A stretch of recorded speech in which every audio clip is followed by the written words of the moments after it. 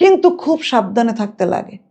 যদি সত্যগুণীরাও কিন্তু তমগুণে নেমে যেতে পারে যদি নলেজে না থাকে, জ্ঞানে না থাকে, সাধনায় ঠিক মতো না থাকে। তো এই তিনটা গুণকেই শিবজি বোঝাচ্ছেন যে তিনটা ত্রিশূলের মাথা এসে কিন্তু মিলে গেছে একটা জায়গায়, এসে মিলে লম্বা হয়ে গেছে। যখন তিনটা গুণ যখন একসাথে হয়ে যায় তখনই তুমি ভেতরে ঢুকতে পারছো, এন্ট্রি নিতে পারছো। তুমি সত্যগুণীও ভগবানকে পাবে না বা শিবকে পাবে না, রজগুণীও পাবে না, তমগুণী হয়েও পাবে না। তোমাকে তিনটা গুণকে একখানে যখন হয়ে যাবে তখনই। আমাদের শরীরের তিনটা নারী আছে, বাঁ দিকে ইরা, ডান দিকে পিংলা, মাঝখানে সুষুম্না। ইরা হচ্ছে তমগুণ, মহাকালী শক্তি, তিনটা দেবী শক্তি আমাদের ভেতরেই।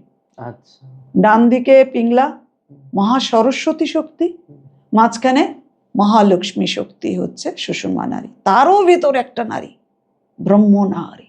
সেই ব্রহ্ম নারীতে আমাদের 7টা চক্র বসে আছে। 7টা চক্রে 7 ধরনের দেবদেবী তার পজিটিভ পাওয়ার নিয়ে বসে আছে। তো কোথায় খুঁজবো ভগবানকে, কোথায় কি? এই যে শিবোহম শিবোহম, আমি শিব, আমি শিব, তুমি শিব, তুমি শিব।